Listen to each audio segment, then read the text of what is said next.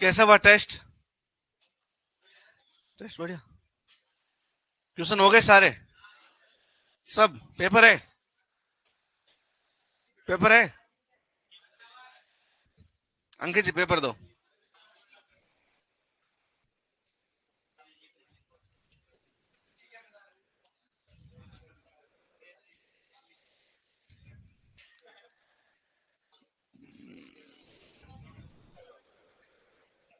हाँ, 51 number question से। पृथ्वी कितने मंडलों से बनी है? थल मंडल, वायुमंडल, जल मंडल, सभी। सभी, बहुत बढ़िया। वायुमंडल में सबसे अधिक प्रतिशत होता है?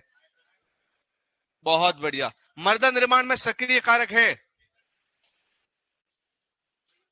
पैतृक पदार्थ सक्रिय है? जलवायु और जैव मंडल सक्रिय है। जलवायु ऑप्शन में, जैव मंडल है ही नहीं। तो आंसर क्या जाएगा? जलवायु। खनिज मृदा में खनिज पदार्थ का प्रतिशत पाया जाता है? 45%। भूपपड़ी में ऑक्सीजन एवं सिलिकॉन कुल तत्वों के कितने परसेंट होते हैं? दोनों को जोड़ना था। 75, 74 समथिंग कुछ आएगा आंसर। 75 ऑप्शन में था, 75 सही है। 70 किसने किया? गलत। मृदा में ऊर्ध्वाधर काट लगाने पर जो समानांतर परतें दिखाई देती है, संस्तर। परिस्थिति का किसने किया? आंसर जाएगा संस्तर, मृदा संस्तर, सेकेंड ऑप्शन।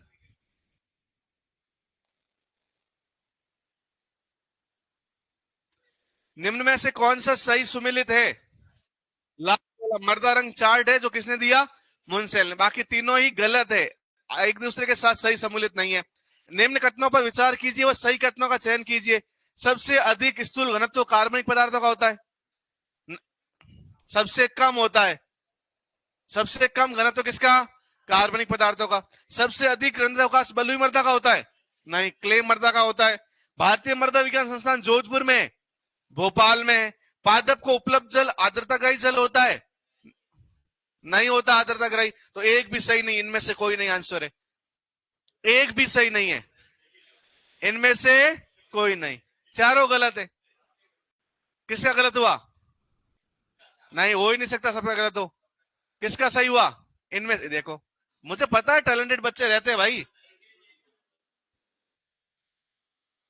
ओके, सही कर देना वो। निम्न में से कौन सी मृदा का रासायनिक गुणधर्म है? रासायनिक गुणधर्म। मृदा घनत्व है क्या? नहीं। मृदा रंध्रावकाश? नहीं। मृदा पीएच और मृदा विद्युत चालकता, मतलब सी व डी। सी व डी फर्स्ट ऑप्शन बिल्कुल सही है, केवल सी व डी सही है। ओके, नेक्स्ट क्वेश्चन है, भारत में लवण प्रभावित मृदाओं का क्षेत्रफल कितना है? 6.74। बस सिंपल।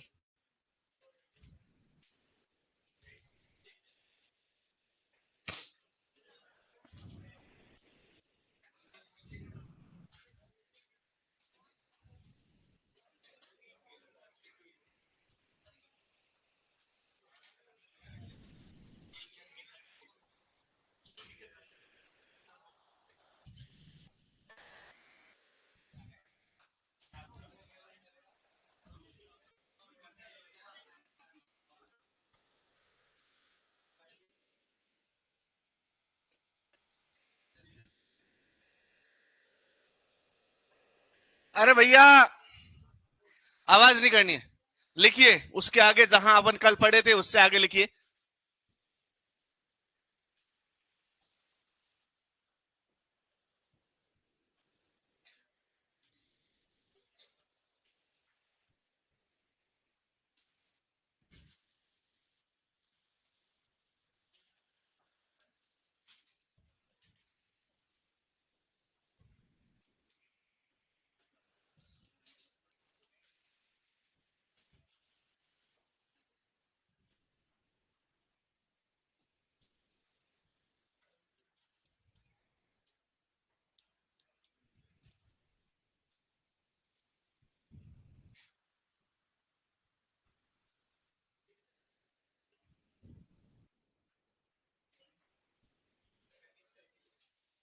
हैं?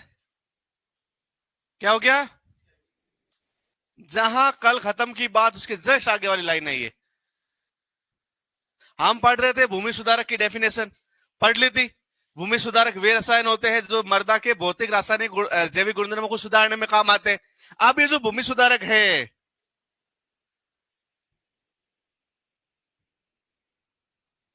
ये जो भूमि सुधारक है, ये सोडिक मृदाओं को सुधारने वाले दो प्रकार के, कितने प्रकार के, तो इन सुधारकों को दो भागों में बांटा गया। कितने भागों में बांटा गया है?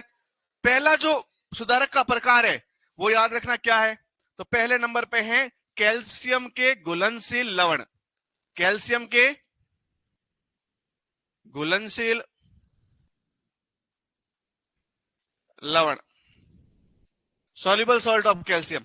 और दूसरे नंबर पे है अम्ल व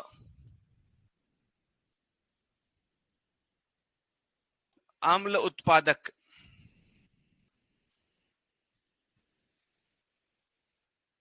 रसायन।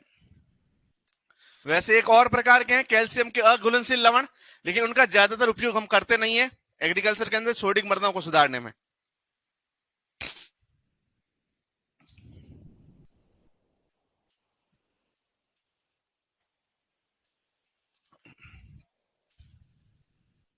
बहुत ठंडा माहौल कर रखा है आप लोगों ने, बहुत दम एकदम मस्त, मजा आया आज एंटर होते ही। ऐसे थैंक यू, आपके राज में ऐसे एंजॉय करूंगा मैं। लिख लिया दोनों? अब मेरे राज में तुम एंजॉय करो, जल्दी लिखो। कैल्शियम के घुलनशील लवण और अम्ल व अम्ल उत्पादक रसायन कितने प्रकार के? पहले नंबर पे याद करो वापस क्या है। ओए तेरे नाम कितने प्रकार के हैं पहले नंबर पे और दूसरे नंबर पे?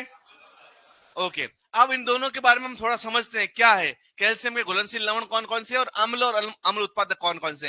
ये लिख लिया सबने? एक नंबर पे लिखिए कैल्शियम के घुलनशील लवण।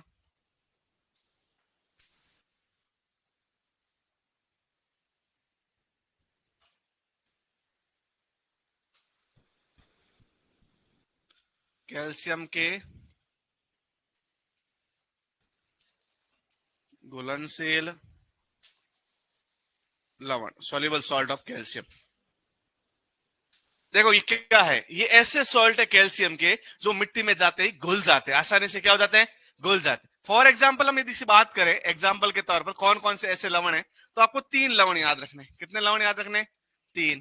पहले नंबर पे याद रखना है जिप्सम, क्या याद रखोगे, क्या याद रखोगे? दूसरे नंबर पे याद रखना है फॉस्फोजिप्सम, क्या याद रखोगे? अरे बोलोगे तो याद रहेगा। दूसरे नंबर पे क्या? फॉस्फोजिप्सम। और तीसरे नंबर पे याद रखना है कैल्शियम क्लोराइड, क्या याद रखना है?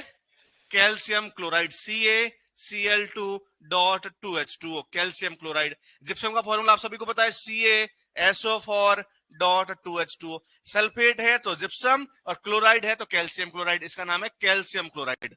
क्या नाम है? ये तीनों ही लवण याद रखने हैं। कैसे लवण है? अरे किसके घुलनशील? देखो इसमें भी कैल्शियम है, इसमें भी जिप्सम है तो कैल्शियम होगा, और इसमें भी कैल्शियम है। तीनों में क्या प्रेजेंट है और कैसे लवण है? घुलनशील। लिख लीजिए।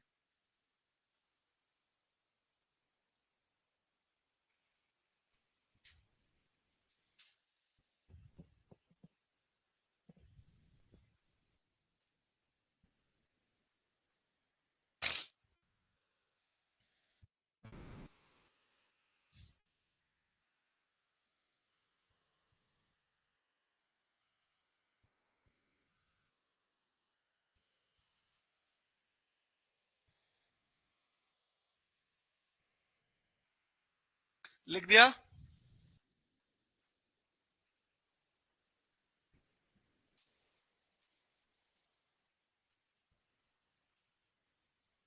अब तो लिख दिया होगा, अब लिख दिया। तीन प्रकार के कौन कौन से? और तीनों ही कैसे हैं? किसके लवण है? कैल्शियम। डन।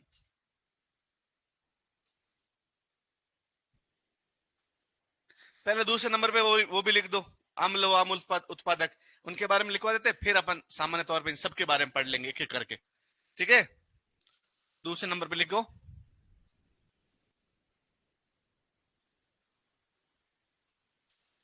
वो वाला एक क्वेश्चन है ना, पर वापस दीजिए पेपर।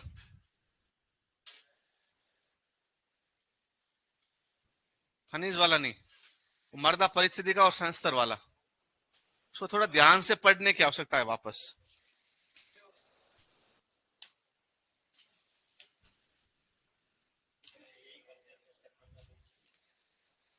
मर्दा में ऊर्ध्वाधर काट लगाने पर जो समानांतर परतें दिखाई देता है,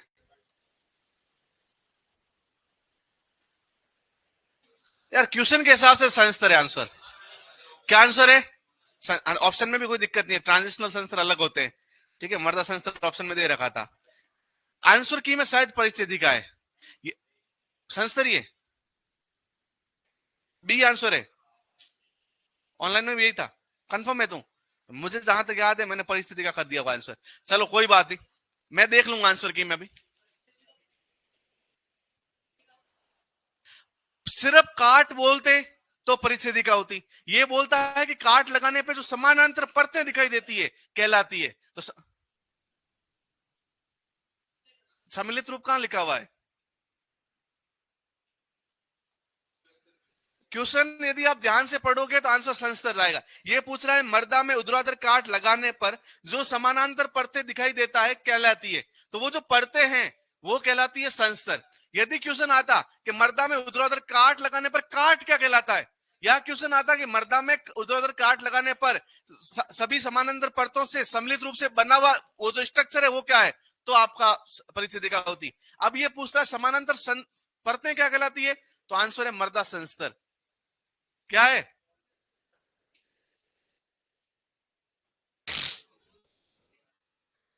दूसरे नंबर पे लिखिए।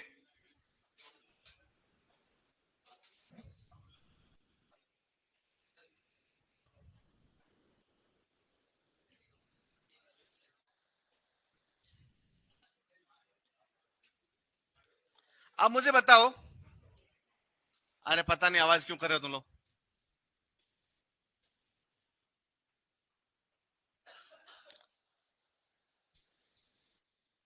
क्लास के बाद डिस्कस कर लेना, और भी डाउट है तो मुझसे पूछ लेना।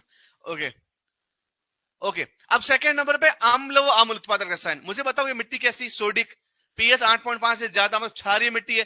अब क्षारीय मिट्टी में यदि अम्ल मिलाएंगे तो अम्ल और क्षार अभिक्रिया करेंगे और क्या हो जाएंगे? उदासीन। तो या तो डायरेक्ट अम्ल मिला दो, या फिर ऐसे पदार्थ मिलाओ जो अम्ल पैदा करते हो, खुद अम्ल नहीं हो लेकिन वो अम्ल बना देते हो, अम्ल का मैन्युफैक्चर कर देते हो, मिट्टी में जाकर वो अम्ल पैदा कर देते हो। तो इन दोनों में से किसी को मिलाओ, क्योंकि वो क्षार में जाके क्या करेंगे? रिएक्शन, और क्या हो जाएगी? न्यूट्रलाइजेशन, उदासीनीकरण हो जाएगा, और मिट्टी अपनी क्या हो जाएगी? उदासीन हो जाएगी। क्या हो जाएगी? उदासीन। अब इसके एग्जाम्पल कौन कौन से? तो एक नंबर पे याद रखना सल्फर। क्या याद रखोगे? Elemental sulphur.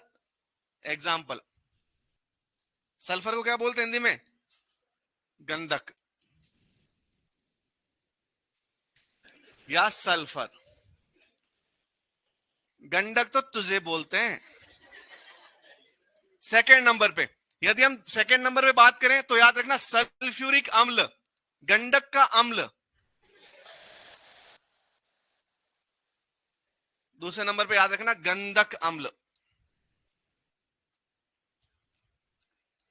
कितना बेसिक सा अंतर है, ध को ड पढ़ते ही नाम चेंज है।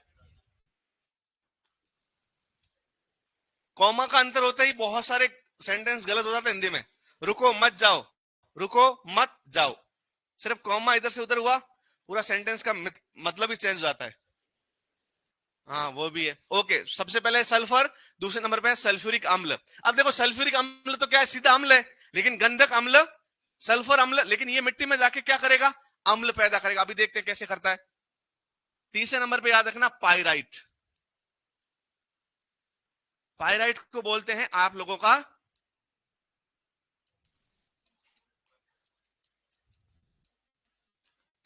चार नंबर पे याद रखना क्या?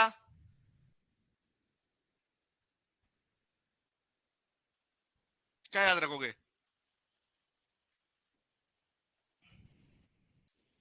Iron sulphate.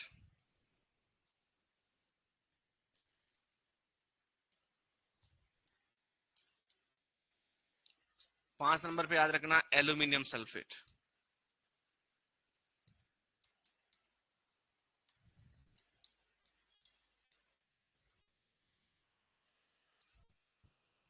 ये 5 एग्जाम्पल याद कर लो, खूब है।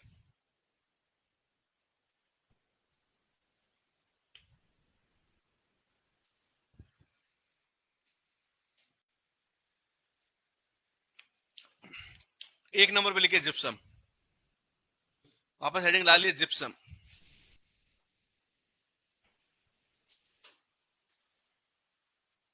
एक नंबर पे वापस हेडिंग डालिए जिप्सम।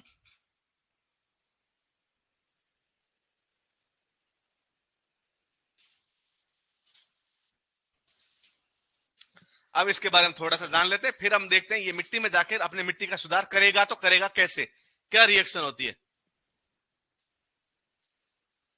वो पर्दा, हाँ, बस बस बस बस, लिख लिया। पहले नंबर पे सल्फर, सल्फ्यूरिक अम्ल, पायराइट, आयरन सल्फेट और एल्यूमिनियम सल्फेट। अब एक नंबर पे अपन जिप्सम से बात शुरू करते हैं कि जिप्सम क्या होता है, कैसे मिट्टी में सुधार होता है, कितना कैल्शियम होता है, कितना सल्फर होता है, क्या सूत्र होता है, सब बात करते हैं। अच्छा, जिप्सम का सूत्र क्या, dot 2H2, CaSO4 dot 2H2। इस फॉर्मूले के अंदर अपन बात करें तो कैल्शियम होता है 23%, 23 पॉइंट कुछ समथिंग, और आपका सल्फर होता है 18%। इस फॉर्मूले में बात करें तो सिर्फ पूछ ले CaSO4 में कितना है, तो CaSO4 में आपका कैल्शियम हो जाएगा 29%।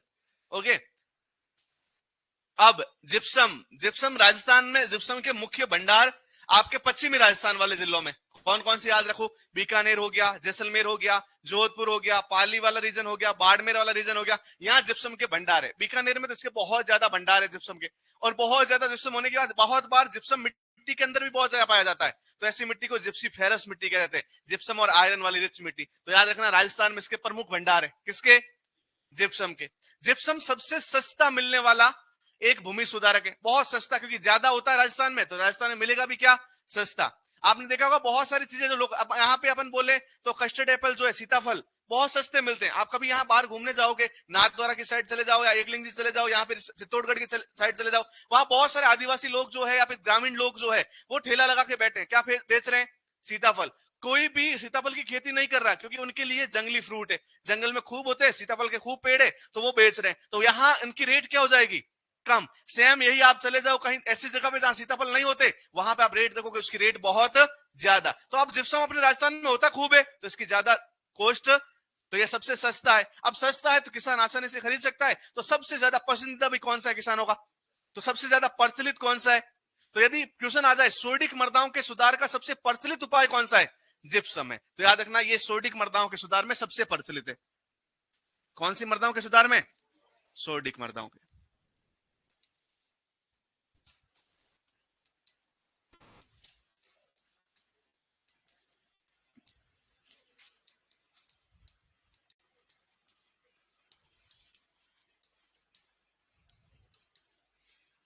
इसके मुख्य भंडार कहां है,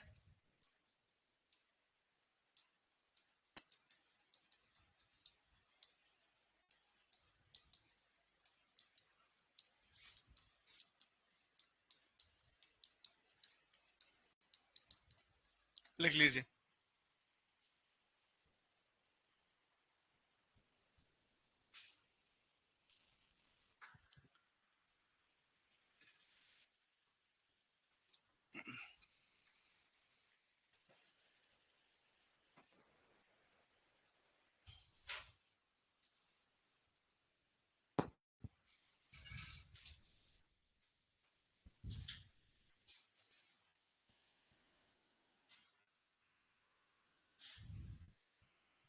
लिख दिया। अब जिप्सम मिट्टी में सुधार करता कैसे, तो लिखिए सोडिक मृदाओं में जिप्सम की अभिक्रिया, सोडिक मृदाओं में जिप्सम की अभिक्रिया, जिप्सम कैसे जाएगा मिट्टी में और कैसे सुधार करेगा, वो उसके ऊपर थोड़ी सी झलक उसकी देख लेते हैं, उसके बारे में थोड़ा सा पढ़ लेते हैं, फिर आप दूसरा कोई और जो सुधारक है उनके बारे में पढ़ेंगे।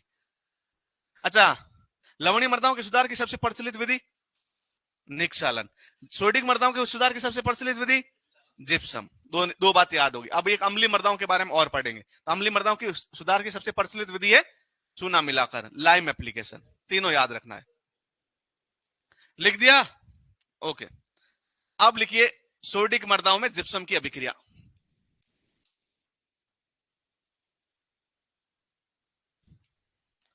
सोडिक मृदाओं में जिप्सम की अभिक्रिया। कैसे अभिक्रिया करता है जिप्सम सोडिक मृदाओं में? क्या अभिक्रिया करता है, उनके बारे में थोड़ा देख लेते हैं। तो अब मुझे बताओ सोडिक मृदाओं में दिक्कत क्या है? सोडिक मृदाओं में क्या दिक्कत है? सोडियम ज्यादा है, और सोडियम ज्यादा है तो उसके मिट्टी की सतह पे भी कौन बैठा है? सोडियम बैठा है। ध्यान से देखना, ये मृदा का कण है और मृदा कण की सतह पे कौन बैठा है? सोडियम बैठा, बहुत ज्यादा है। और मृदा कैसी है? सोडिक मृदा है। क्या नाम है? नॉर्मली तुम क्या बोलते हो उसको? क्षारीय मृदा। लवणीय मृदा नहीं, क्षारीय मृदा। ओके, मृदा की सतह पर बहुत ज्यादा, मृदा के कणों की सतह पर बहुत ज्यादा कौन बैठा है? सोडियम। अब कुल मिलाकर आप ये समझो कि अपना माहिष्मती साम्राज्य है और यहां पे भल्लाल देव का राज्य हो गया। किसका राज्य हो गया है? ये बात अपने को पसंद, तभी तो मिट्टी कैसी हो गई है? सोडिक, मतलब खराब हो गई है। अब ये राज्य अपने हाथ में नहीं है, अब क्या होगा? बाहुबली आएगा। तो ये बाहुबली अपना कौन है इसमें? यहां पे है कृष्णेंद्र बाहुबली, ये आ गया बाहुबली। ये जिप्सम, जिप्सेंद्र बाहुबली। ओके, तो ये आ गया CaSO4.2H2O। अब ये करता क्या है? ये कैसा लवण है? घुलनशील लवण है। कैसा है?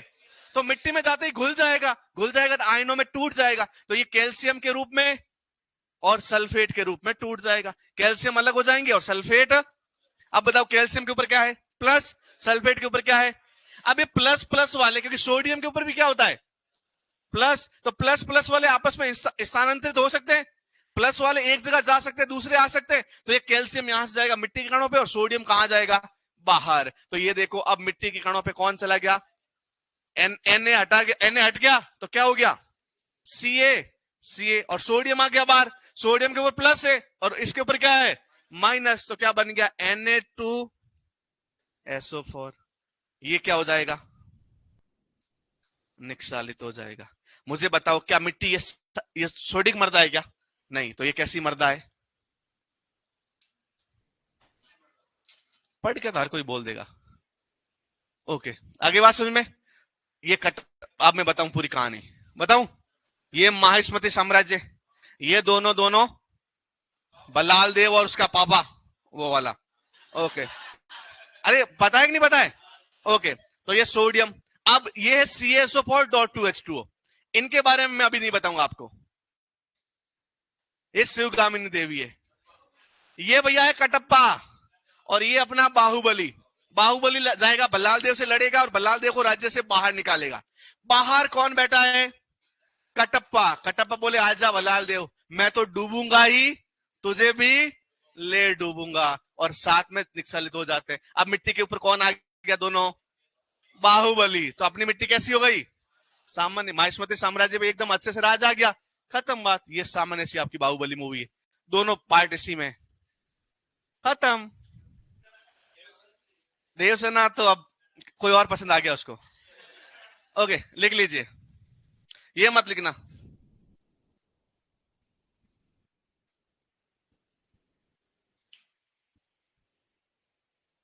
मुझे बताओ मिट्टी का सुधार हुआ कि नहीं हुआ? अपन चाहते क्या थे? सुधार हो जाए।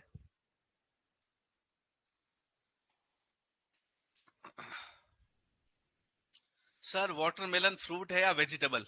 वाटरमेलन पता नहीं, कुछ है लेकिन बहुत मजेदार है। गर्मियों में तो और भी बहुत मजेदार है वाटरमेलन, वाह। बाकी फ्रूट है, एक वेजिटेबल है, ये तो हॉर्टिकल्चर वाले ज्यादा अच्छे से पढ़ा पाएंगे। मुझे तो आप बोलो सर मिट्टी कैसी होती है, रंग कैसा होता है, मिट्टी में सुधार कैसा होता है। वाटरमेलन से मेरा तो खाने तक का रास्ता है नाता, कि हाँ खा लूं मैं, कोई वाटरमेलन दिख जाए तो। बाकी ज्यादा पढ़ना लिखना नहीं है वाटरमेलन के बारे में।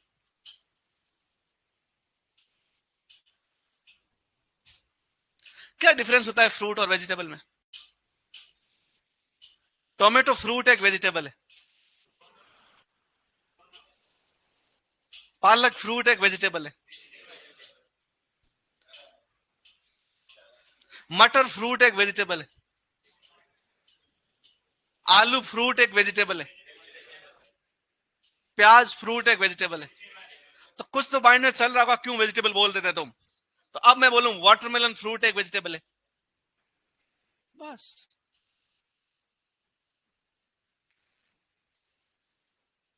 कृषि किस भाषा का शब्द है? कृषि हिंदी का है, संस्कृत से उत्पन्न हुआ है। कृषि तो हिंदी का है ना? अरे है तो, कृषि लिखा हुआ तो हिंदी का है, उत्पन्न हुआ है संस्कृत से, कृष धातु से। समझना, मैं बोलूं सोइल किस भाषा का शब्द है? इंग्लिश का है। सोइल किस भाषा से उत्पन्न हुआ है? लैटिन भाषा के सोलम शब्द से उत्पन्न हुआ है। लेकिन अब आजकल एग्जाम वाले भी गलत क्वेश्चन दे देते हैं, सोइल किस भाषा का शब्द है, और ऑप्शन में इंग्लिश होता नहीं है, और अमूमन आप सभी को पता लैटिन करना है, बाकी गलत पैराग्राफ है। समझ रहे नहीं समझ रहे? मैं बोलूं ए जिप्सम किस भाषा का शब्द लिखा हुआ है, तो हिंदी में लिखा हुआ है, लेकिन जो जिप्सम है वो उत्पन्न कौन सी लैंग्वेज से हुआ है, तो उसका एक अलग पूरा हिस्ट्री है, लिख लीजिए। वेजिटेबल में विटामिन और खनिज होते हैं, और फ्रूट में नहीं। अरे यार, ऐसा कोई क्लासिफिकेशन नहीं है, लिख दिया ये। समझ में आया? अब मुझे एक बात बताओ, क्या मैं इन मर्दाओं के सुधार के लिए CaCO3 यूज कर सकता हूं क्या? कैल्शियम कार्बोनेट कर तो सकता हूं, लेकिन वो ज्यादा घुलनशील, ज्यादा घुलेगा नहीं तो दिक्कत हो जाएगी। सेकंड, यहां पे बन रहा था Na2SO4, वहां बनेगा Na2CO3, जो कि और भी ज्यादा खतरनाक है, इसलिए हमें चूना यूज नहीं करना। दूसरे नंबर पे लिखिए फॉस्फोजिप्सम। फॉस्फोजिप्सम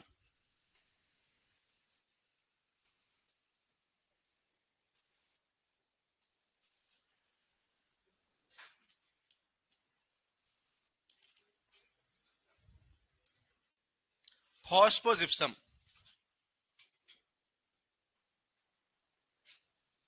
एग्रोनॉमी की क्लास लगने लगी ना? फॉस्फोजिप्सम क्या होता है? फॉस्फोजिप्सम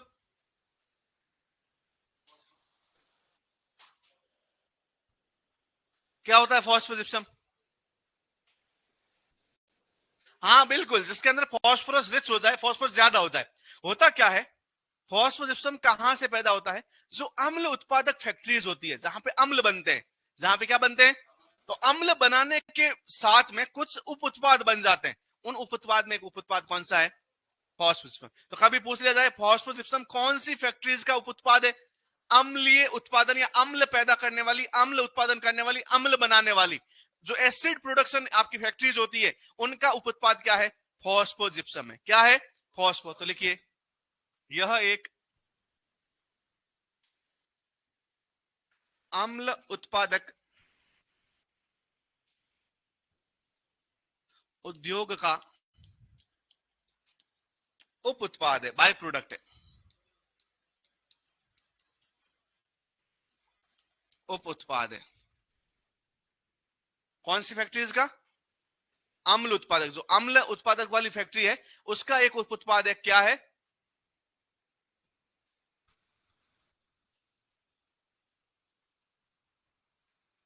उप उत्पाद है, मतलब बाय प्रोडक्ट है। बाय प्रोडक्ट क्या होते हैं? अपन है ना, जब दूध का दही बनता है तो दही से हम घी प्राप्त करने के लिए उसको मथते हैं। क्या करते हैं? मथते हैं। दही को मथना क्यों करते हैं अपन? क्यों? उससे घी निकालना होता है। लेकिन घी निकालने के चक्कर में बहुत सारी चीजें और भी मिलती है, जैसे छाछ मिल जाती है, उसके अलावा और भी थोड़ा सा ऐसा, जब हम घी को गर्म करते हैं तो बहुत कुछ चीजें, क्या बोलते हैं उसको, हाँ जो भी, क्या क्या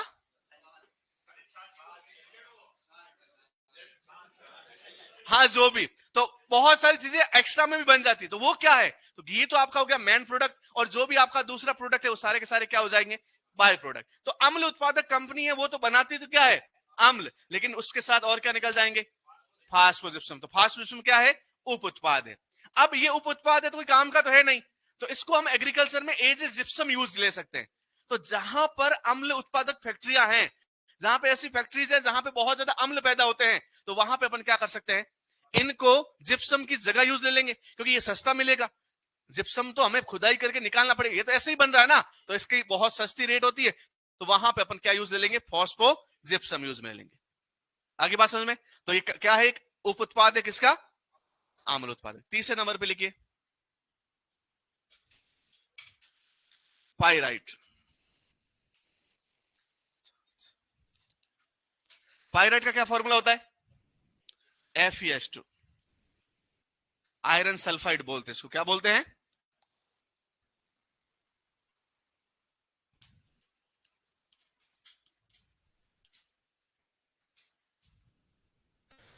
मूर्खों का सोना तो उन्होंने लिख ही लिया है। ओके, ये बहुत है तो मैं पूरे भारत में 2 जगहों पे बहुत ज्यादा पाया जाता है। कितनी जगहों पे? पायराइट की बात करें तो 2 जगहों पे इसके बहुत बड़ी खदानें हैं। एक तो है अपने राजस्थान में, राजस्थान का एक जिला है, नाम है सीकर, और सीकर में एक जगह है सादालीपुर या सादलीपुर, कुछ ऐसा नाम होगा। ओके, और पायराइट मिलता है बिहार में। बिहार का एक जिला है रोहतास, और रोहतास की एक जगह है अमझोर। इन 2 जगहों पे आपके क्या है? पायराइट के खूब सारी खदानें हैं, पायराइट खूब निकलता है वहां से। लेकिन हाल में 2015 या 14 के बाद में इसमें से प्रोडक्शन बिल्कुल बंद कर दिया, दोनों को ही बंद कर दिया। तो अब पायराइट को कोई ज्यादा सोर्स अपने यहां नहीं है, दोनों खदानों को बंद कर दिया। तो पहले कहां है? राजस्थान के कौन से जिले में, कौन से गांव में, कौन से राज्य में, कौन से जिले में, और कौन से गांव में? अमजोर, लिख लीजिए।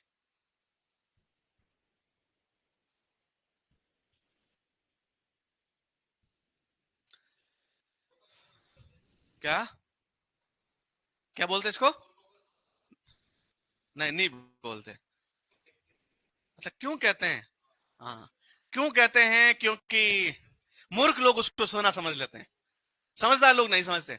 ऐसे रास्ते में चल रहे होते हैं मूर्ख लोग, और ऐसे चमकती हुई चीज दिखती है तो एकदम शांति से धीरे से उसको उठाते हैं, जेब में डाल लेते हैं। सुनार के पास जाते हैं और बोलते हैं मैं सोना लेके आऊं, पैसे मिलेंगे क्या? सुनार बोल ला, और उसको देखते हैं, अरे यार, फिर बोलते हैं हर धोती वाला महात्मा गांधी।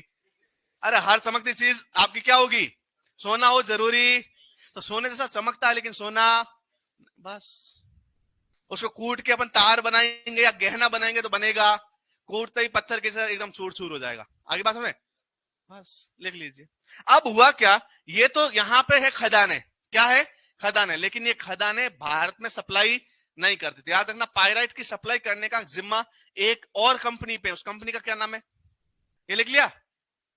ओके, तो लिखिए भारत में पायराइट का वितरण, पायराइट का वितरण, डिस्ट्रीब्यूशन,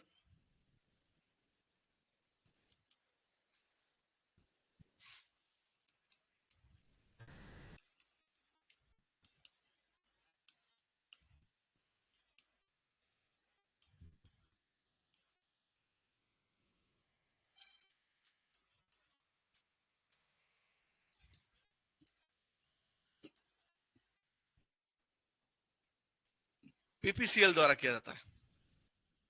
क्या नाम है? पीपीसीएल।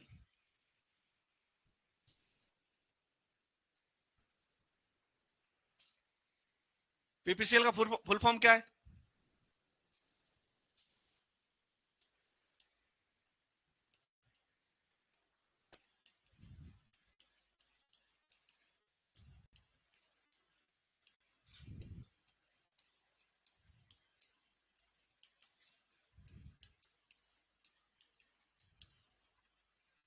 पायराइट एवं फॉस्फेट केमिकल लिमिटेड।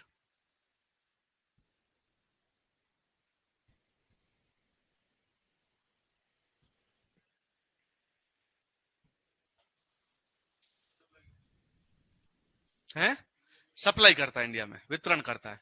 अब तो बंद हो गया तो क्या ही करेगा?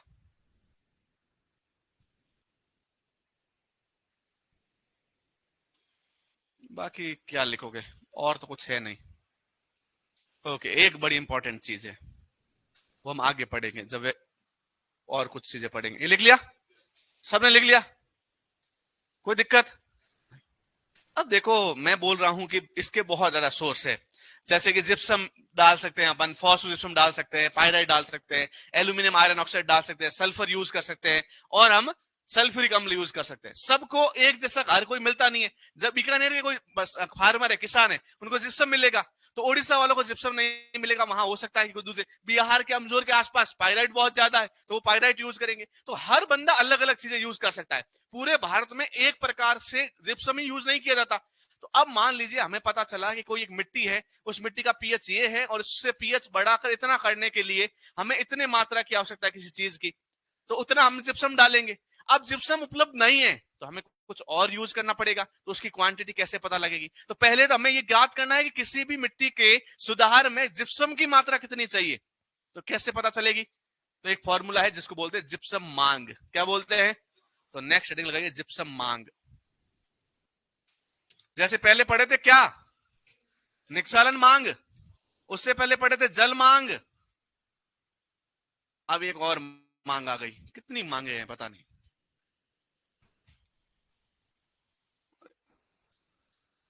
कुछ तो मांग पूरी करनी है। ओके, जिप्सम मांग, जिप्सम रिक्वायरमेंट क्या होती है? जिप्सम रिक्वायरमेंट किसी भी सोडिक मृदाओं के सुधार के लिए आवश्यक जिप्सम की मात्रा क्या कहलाती है? लिखिए, सोडिक मृदाओं के सुधार के लिए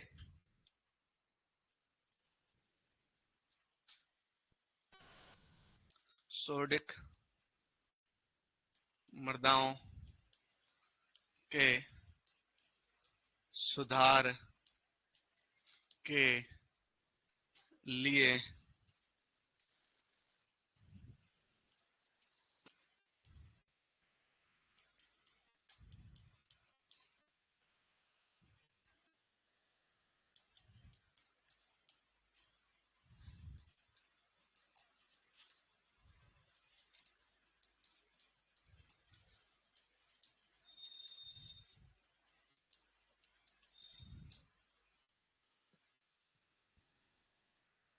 सोडिक मृदाओं के सुधार के लिए आवश्यक जिप्सम की मात्रा क्या कहलाती है?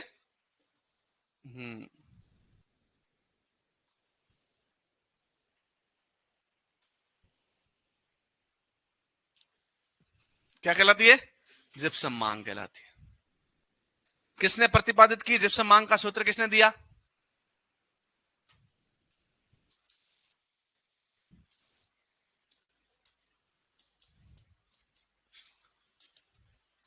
जिप्सम मांग की अवधारणा जो है वो एक वैज्ञानिक थे, नाम था शूनोवर ने दी। जिप्सम मांग की अवधारणा किसने दी?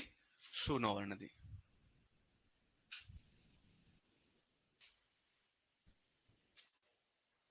ओके, अच्छा, बहुत बार फॉर्मूला पूछ लिया जाए तो फॉर्मूला क्या है इसका?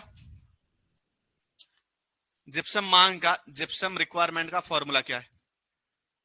तो फॉर्मूला होता है ESPI minus ESPF upon 100 into C. क्या है? ESPI upon ESPF upon 100 into C. ESPI क्या है? ESP क्या होता है? विनेशियल सोडियम प्रतिशत। आई का मतलब है इनिशियल, शुरुआत में। एफ का मतलब है फाइनल, बाद में। तो पहले कितना था ESP, सुधार के बाद ESP कितना हो गया? भाग देना है 100 का और गुणा कर लेना है CEC से। यह सूत्र है किसका? Gypsum requirement. किसने दिया? शूनोवर ने दिया। ओके, लिख लीजिए, ESPI minus ESPF upon 100 into CEC।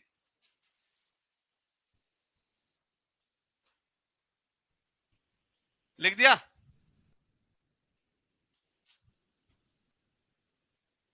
अब मान लीजिए मैंने जिप्सम मांग निकाली किसी सोइल की और जिप्सम मांग आ गई एक। कितनी आ गई? तो एक जिप्सम मांग आ गई। तो अब एक जिप्सम मांग का मतलब है 1 क्विंटल या 1 टन। आप कोई भी एक मात्रा है उतनी आपको जिप्सम देनी। मान लो आपको पता चला कि 1 टन जिप्सम देना 1 हेक्टेयर में। अब जिप्सम उपलब्ध नहीं है। चिकनी सोइल का आकार बताइए। अब चिकनी सोइल, पहली बात तो वो उसका कणाकार है। अब चिकनी नहीं है, उस वर्ड नाम है क्ले, और क्ले का आकार होता है 0.002 mm से कम। ओके, अब मान लीजिए हमें पता चला कि जिप्सम चाहिए 1 टन 1 हेक्टेयर मिट्टी में। अब जिप्सम उपलब्ध नहीं है, हमारे पास उपलब्ध है सल्फर। तो सल्फर कितना चाहिए होगा? 1 टन? नहीं, मात्रा अलग अलग होगी। तो लिखिए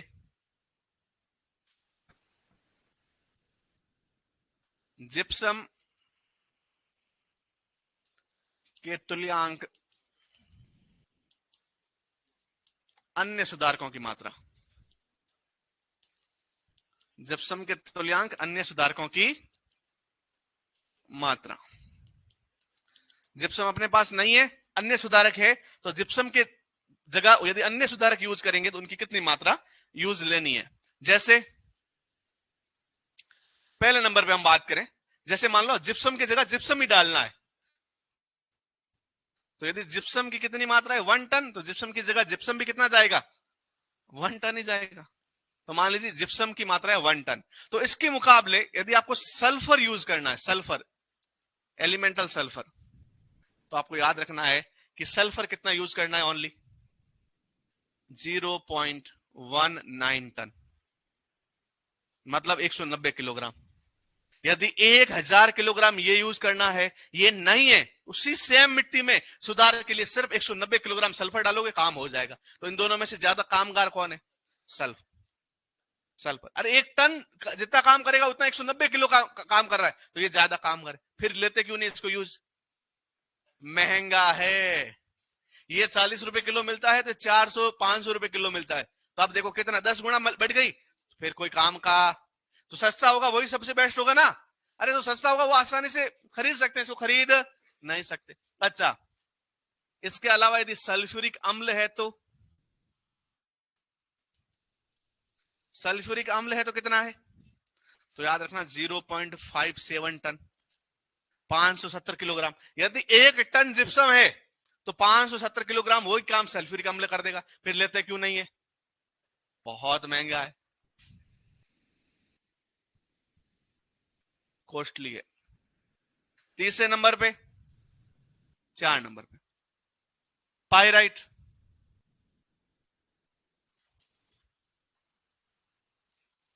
0.63 टन, फिर क्यों नहीं यूज लेते, अरे मिलता ही नहीं है, महंगा क्या है, क्योंकि बनाना ही उत्पादन होना ही क्या हो गया है, बंद हो गया। 5 नंबर पे एल्यूमिनियम सल्फेट, 1.29 टन, मतलब जिप्सम से भी ज्यादा, फिर क्यों नहीं लेते यूज, क्योंकि जिप्सम से ज्यादा चाहिए, तो क्या मतलब इसको यूज लेने का। ओके, 6 नंबर पे है आयरन सल्फेट, कितना 1.61 टन, कोई मतलब है क्या। ओके, 7 नंबर पे है फॉस्फोजिप्सम, कितना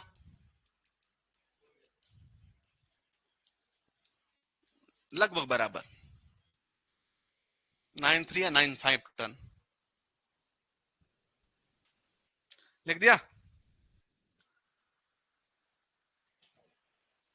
भूरी सोइल कहां पाई जाती है, कपिल शर्मा के शो पे पाई जाती है, जानते हो,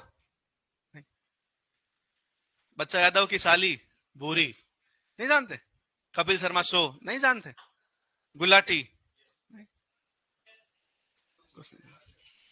भूरी सोइल कहां पाई जाती है, लिख दिया। वापस याद करो, जिप्सम की 1 टन मात्रा के कंपेयर में सल्फर, सल्फ्यूरिक अम्ल, pyrite, aluminium sulphate, sulphate, iron sulphate और फॉस्फोजिप्सम, डन। ओके, आगे लिखिए जैविक सुधार, जैविक सुधार तीसरे नंबर पे, कौन सुधार, जैविक। जैविक सुधार में क्या कर सकते हैं भैया,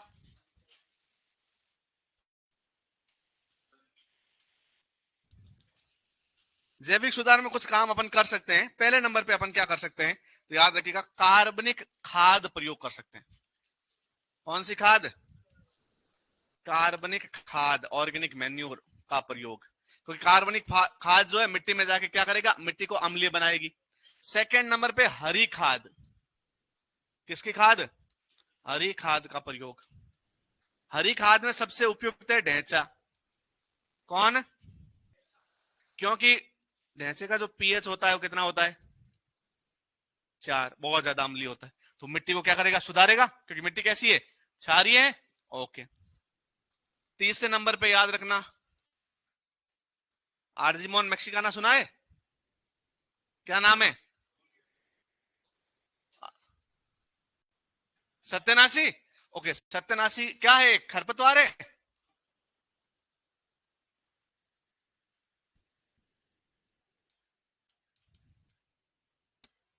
इसका प्रयोग कर सकते हैं।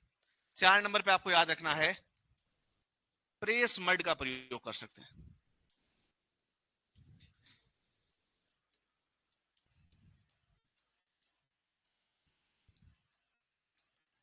लिख लीजिएगा, 4 नंबर प्रेस मड का प्रयोग। फिर दिमाग में क्वेश्चन आएगा, प्रेस मड क्या है? क्या है? गन्ने का रस? कचरा?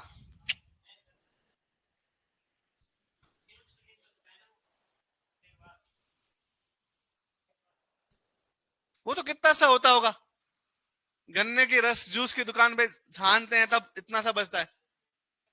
हाँ वो तो समझ गया, झाग बोल रहा है तुम, लेकिन वो कितना सा होगा? ये सुधार करने के लिए, यही तो फॉर्म जो निकलता है, अपन जूस पिया गन्ने का, तो जूस जब छानते हैं तो ऊपर व्हाइट कलर का फॉर्म रह जाता है, झाग रह जाता है, उसी का, उसी को बोलते ब्रेसमेंट।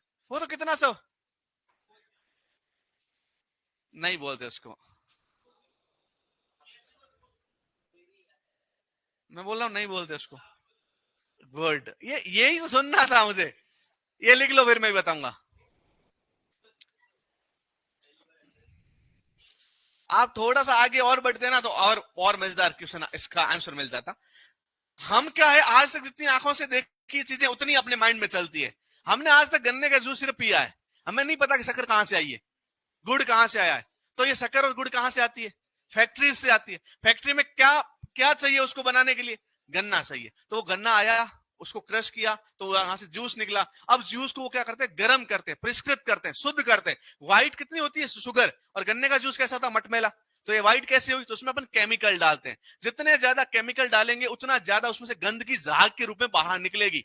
और वो जो गंदगी, केमिकल के साथ जो गंदगी है, उन सब को हम एक क्या बोलते हैं? प्रेस मड कहते हैं। तो है तो वो झागी, लेकिन वो अपन नॉर्मली छान के निकालते हैं वो नहीं है। केमिकल डालने से पूरा का पूरा जो झाग सन के आ जाता है ना बाहर, उसको हम क्या बोलते हैं? Press mud. तो ये कहीं गन्ने की दुकान पे जाके मत बोलना भैया प्रेस मड मिलेगा क्या, उसमें पता भी नहीं है ये कहां का उत्पाद है। शुगर उद्योग का, गन्ने के जूस वाले ठेले का उत्पाद नहीं है। उसके पास आपको मोलासस मोगासस मिल सकते हैं। मोलासस वो क्या होते हैं? जो गन्ना जूस निकालने के बाद जो डंठल बच गए हैं, वो भी एक तरह की खाद है, तो वो मिल सकती है। लेकिन पेस्ट मड तो याद रखना है किसका उप उत्पाद है? शुगर उद्योग का उप उत्पाद है, गन्ने का नहीं है।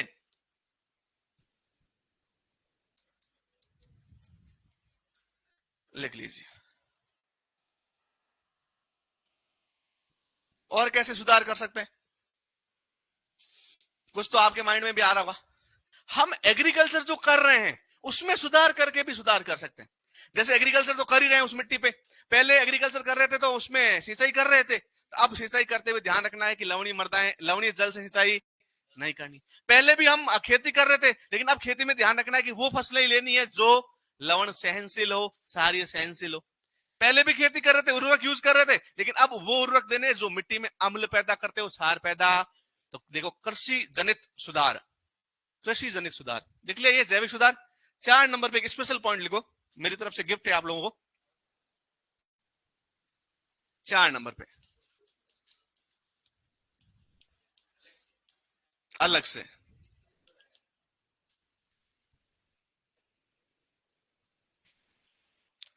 इसमें क्या क्या सुधार कर सकते हैं?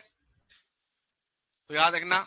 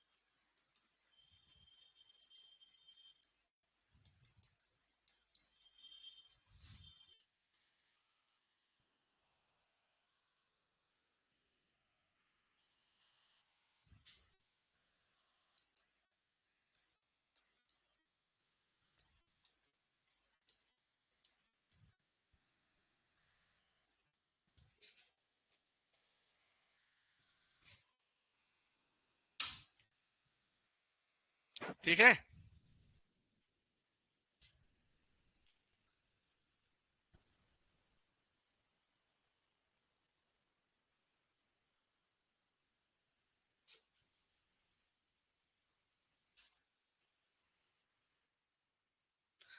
नेक्स्ट हेडिंग लगाइए अम्लीय मृदाएं।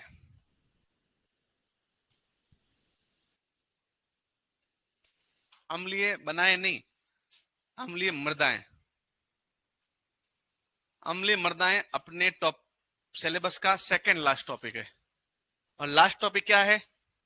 राजस्थान की मृदाएं। उसके अलावा जो भी तुम्हारे नोट्स में लिख रखा है वो आपको एग्रोनॉमी वाले सर पढ़ाएंगे। कौन पढ़ाएंगे? बस। तो अभी 2-3 क्लास अपनी और है बस। ठीक है।